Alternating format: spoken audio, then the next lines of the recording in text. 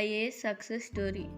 ఈ 2 అలవాట్లే నేను ఐఏఎస్ అయ్యేలా చేశాయి. కానీ union public service commission UPSC నిర్వహించే సివిల్ సర్వీస్లో ఏదో ఒకటి కొడితే చాలు లైఫ్లో సెట్ అవుతామని చాలామంది అనుకుంటారు. కానీ సివిల్ సర్వీస్ ఉత్తీర్ణత సాధించడం ఆషామాషీ కాదు. కేవలం కొద్దిమంది మాత్రమే ఈ అవకాశం ఉంటుంది. ఈ కొద్దిమందిలో ఒకరు ఆదిత్య సింగ్. బీటెక్ చదివి ఐబీఎంలో ఉద్యోగం చేసి సివిల్ సర్వీస్ వైపు వచ్చి జాతీయ స్థాయిలో 92వ ర్యాంకు సాధించి ఐఏఎస్ క్యాడర్ను సొంతం చేసుకున్నారు. ఈ నేపథ్యంలో Aditya Singh IAS success story మీకోసం. ఉత్తరప్రదేశ్లోని మీర్జాపూర్ నగర్కి చెందిన ఆదిత్య సింగ్ తండ్రి జితేంద్ర సింగ్, తల్లి పవిత్ర సింగ్, అక్క చెల్లెలు నేహా సింగ్, రాశి సింగ్. ఆదిత్య సింగ్ తన ప్రాథమిక విద్యను మీర్జాపూర్ నగర్కు చెందిన ఎంజీ పబ్లిక్ స్కూల్ను పూర్తి చేశారు. అలాగే ఇంటర్ కూడా మీర్జాపూర్ నగర్లోనే పూర్తి చేశారు. అలాగే నోయిడాలోని జేఎస్ఎస్ అకాడమీ నుంచి బీటెక్ పూర్తి చేశారు. బీటెక్ తర్వాత ఐబీఎం బెంగళూరు దాదాపు 18 నెలల పాటు ఉద్యోగం చేశారు. ఇలా గ్రాడ్యుయేషన్ పూర్తి చేశారో లేదో వెంటనే అతనికి ఐబీఎంలో ఉద్యోగం వచ్చింది. మరోవైపు యూపీఎస్సీ కోసం పోటీ పడాలనే కోరిక ఉండేది. దానికోసం అతను ఉద్యోగం వదులుకోలేదు. ఉద్యోగం చేస్తూనే యూపీఎస్సీ ప్రిపరేషన్ మొదలుపెట్టారు. అలా 2 సంవత్సరాలు యూపీఎస్సీ కోసం ప్రిపేర్ అయ్యారు. కానీ అతనికి కలిసి రాలేదు. దాంతో ఉద్యోగం మానేసి ప్రయత్నించాడు. అప్పుడు ఇంటర్వ్యూ దాకా వెళ్ళాడు. కానీ కొన్ని మార్కులు తక్కువ రావడంతో 3వసారి కూడా విఫలమయ్యాడు.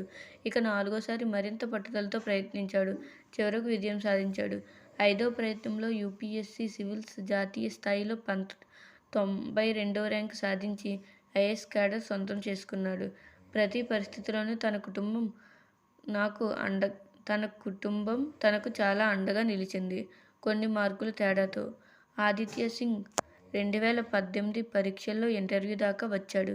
కానీ కొన్ని మార్కుల తేడాతో సెలెక్ట్ కాలేదు. అలాగే 2019లో యూపీఎస్సీ సివిల్స్ పరీక్షల్లో ఇండియన్ ఇన్స్పెక్టర్ సర్వీస్ క్యాడర్ పొందాడు. కానీ అతనికి ఉద్యోగంలో చేరలేదు.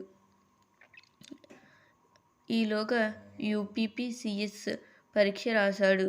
దానిలో అతనికి 29వ ర్యాంకు వచ్చింది. అలాగే డిప్యూటీ కలెక్టర్ అయ్యాడు.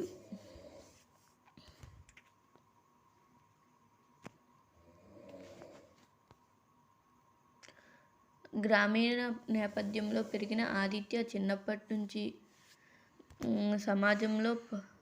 సమాజంలో పరిపాలన, అధికారుల సానుకూల పాత్రలను చూశారు.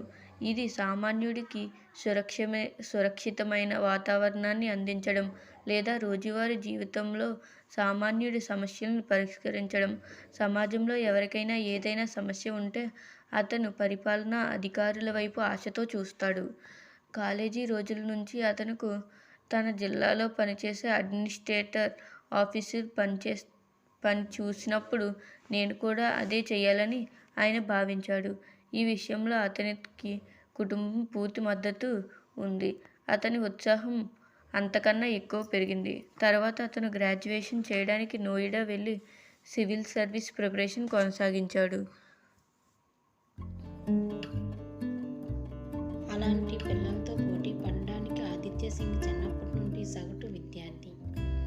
కానీ అతను పాఠశాలలో పాఠ్యేతర కార్యక్రమాల్లో పాల్గొనేవాడు. ప్రారంభ రోజుల్లో సివిల్ సర్వీస్లో మంచి పిల్లలు మంచి నేపథ్యం నుంచి వచ్చారని అతను భావించేవాడు. మొదట్లో అలాంటి పిల్లలతో పోటీ పడడానికి సంకోచించేవాడు. ఈ కారణంగా అనేక సార్లు అతను యూపీఎస్సీలో ఎంపిక కావడం కష్టమని భావించాడు. చాలాసార్లు ఈ సందేహం అతని గురించి తన మనసులో తలెత్తింది. కానీ అప్పుడు అతను పనిని చేయడం తన చేతుల్లో ఉందని శ్రీమద్ భగవద్గీత నుంచి ప్రేరణ పొందాడు. ఫలితంపై నియంత్రణ లేదు. ఈ విధంగా అతను వెళ్తున్నప్పుడు అతని సంశయం ముగిసింది. నాకు ఈ 2 అలవాట్లు చాలా సహాయపడ్డాయి. కానీ ఆదిత్య సింగ్ ఉద్యోగానికి సిద్ధమైనప్పుడు ఆ సమయంలో అతనికి సవాళ్లతో నిండి ఉంది. ఒకవైపు ఉద్యోగ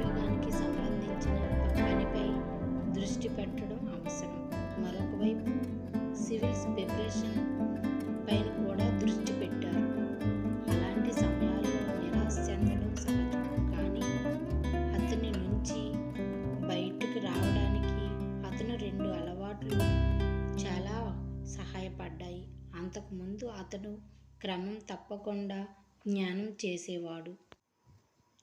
రెండవది, అతనికి డైరీ రాసే అలవాటు ఉంది.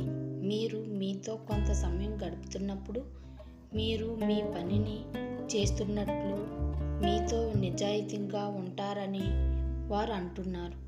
మీ లోపాలను నిరంతరం సరిదిద్దుకోండి. ఈ విషయం మీ జీవితాంతం మీకు సహాయపడుతుంది. యూపీఎస్సీ సివిల్స్ ఇంటర్వ్యూలో అడిగిన ప్రశ్నలు ఇవే. గంగా నదిని శుభ్రం చేయడానికి యూపీ ప్రభుత్వం తీసుకున్న చర్యలు ఏమిటి?